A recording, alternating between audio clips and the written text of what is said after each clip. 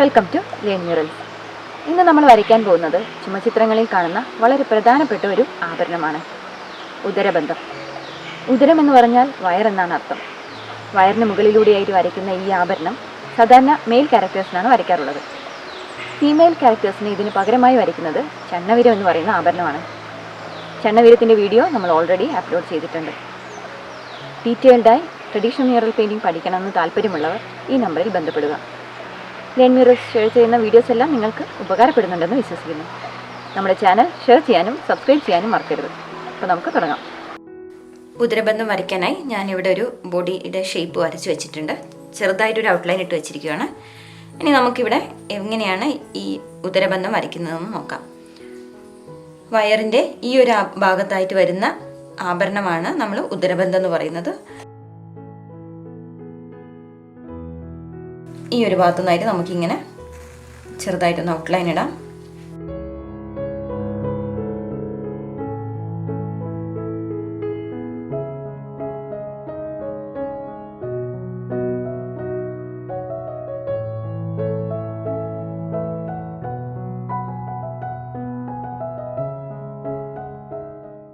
ബോഡിയുടെ ഷേപ്പ് എങ്ങനെയാണോ അതിനനുസരിച്ചിട്ട് ആണ് ഈ ഒരു ആഭരണം കിടക്കുന്നത്.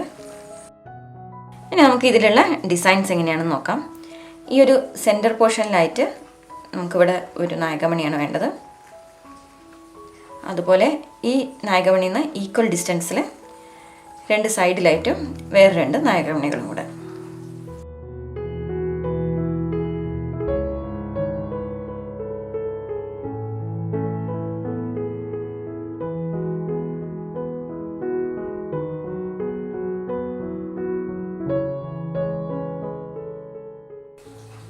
ഞാനിവിടെ എടുത്തിരിക്കുന്നത് ഒരു ക്യാൻവാസാണ്.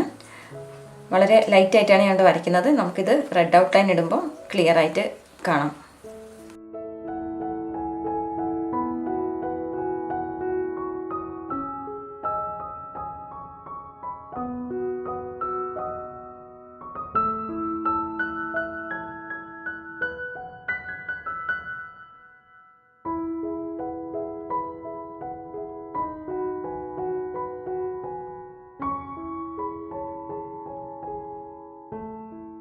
ഇപ്പോൾ നമ്മൾ സ്കെച്ച് കംപ്ലീറ്റ് ചെയ്ത് കഴിഞ്ഞിട്ടുണ്ട്.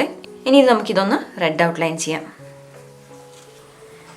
റെഡ് ഔട്ട്ലൈൻ ചെയ്യാൻ വേണ്ടിയിട്ട് ഞാനിവിടെ സ്കാർട്ടർ സ്നേക്കിൻ്റെയും ബേൺസീനയുടെയും 1:1 എന്നുള്ള റേഷ്യോയിലുള്ള മിക്സാണ് എടുത്തിരിക്കുന്നത്. ഏതെങ്കിലും ഒരു പോയിൻ്റർ ബ്രഷ് ഉപയോഗിച്ച് വളരെ പതുക്കെ നമുക്ക് ഈ ഔട്ട്ലൈൻ ചെയ്തെടുക്കാം.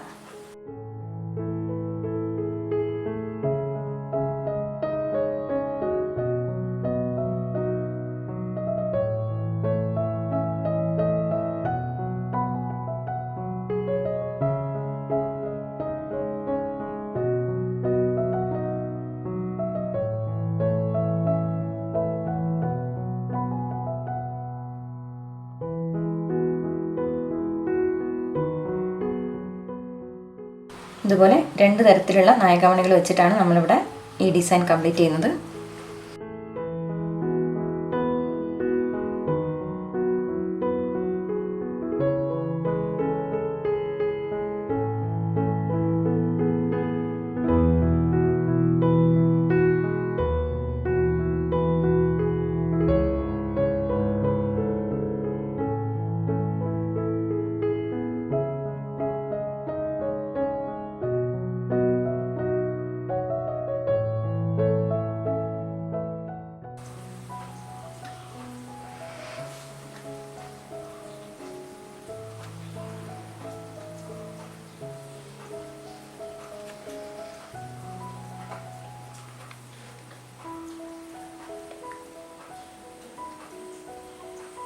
ഇനി നമുക്കിതൊന്ന് പെയിൻറ്റ് ചെയ്യുന്നത് എങ്ങനെയാണെന്ന് നോക്കാം. ഇപ്പോൾ ഈ റെഡ് ഔട്ട്ലൈൻ നന്നായിട്ടൊന്ന് ഡ്രൈ ആയിട്ടുണ്ട്. ഇനി എക്സ്ട്രാ ആയിട്ട് എന്തെങ്കിലും പെൻസിൽ ലൈൻസ് എന്തെങ്കിലും ഉണ്ടെങ്കിൽ അതൊന്ന് നന്നായി റബ്ബ് ചെയ്തതിന് ശേഷം നമുക്കിനി യെല്ലോ വാഷാണ് ചെയ്യേണ്ടത്.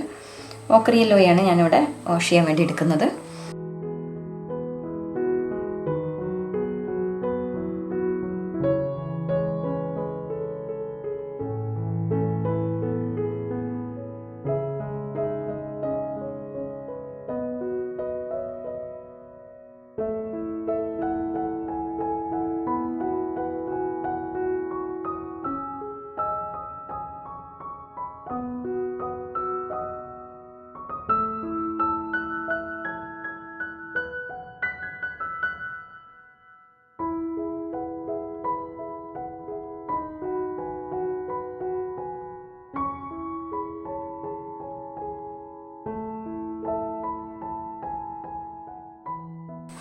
യെല്ലോ വാഷ് ഇപ്പോൾ നമ്മൾ കംപ്ലീറ്റ് ആയി ചെയ്ത് കഴിഞ്ഞിട്ടുണ്ട്. ഇനി ഇതൊന്ന് നന്നായി ഡ്രൈ ആയതിനു ശേഷം നമുക്കിനി റെഡിൻ്റെ ഷെയ്ഡിങ് ചെയ്യാം. യെല്ലോ വാഷ് ഒന്ന് നന്നായി ഡ്രൈ ആയതിനു ശേഷം നമുക്കിനി ചെയ്യാനുള്ളത് റെഡിൻ്റെ ഷെയ്ഡിങ് ആണ്. നമ്മൾ നേരത്തെ ഔട്ട്ലൈൻ ചെയ്യാൻ എടുത്തിരിക്കുന്ന അതേ കളർ വെച്ചിട്ടാണ് ഞാനിവിടെ റെഡിൻ്റെ ഷെയ്ഡിങ് ചെയ്യുന്നത്.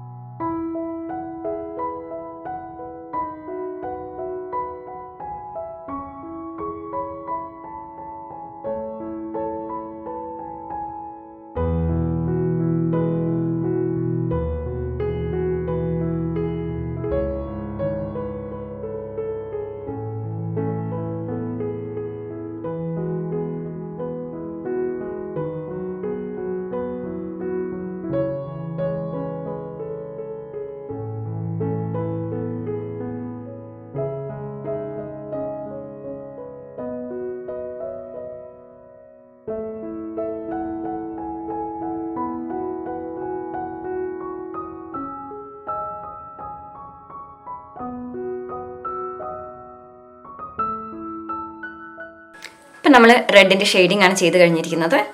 ഇനി നമുക്ക് ഫൈനൽ സ്റ്റെപ്പായിട്ടുള്ള ബ്ലാക്ക് ഔട്ട്ലൈൻ എങ്ങനെയാണ് ചെയ്യുന്നത് നോക്കാം. ഒരു പോയിൻ്റഡ് ബ്രഷ് ഉപയോഗിച്ചിട്ടാണ് ഞാനിവിടെ ഔട്ട്ലൈൻ ചെയ്യുന്നത്.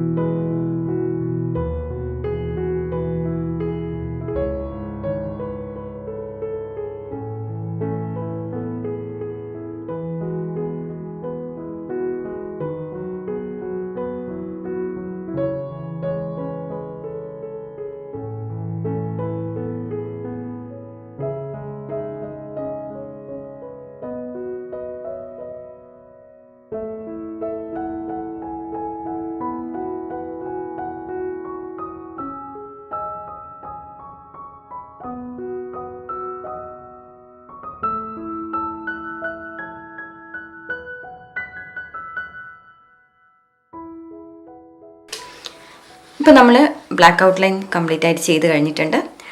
ഇതൊക്കെ വളരെ ചെറിയ ഡിസൈൻസ് ആണുള്ളത്. അപ്പോൾ അതിൽ ബ്ലാക്ക് എഴുതുന്നതും അതുപോലെ തന്നെ ഷെയ്ഡ് ചെയ്യുന്നതൊക്കെ വളരെ ബുദ്ധിമുട്ടുള്ളതാണ്.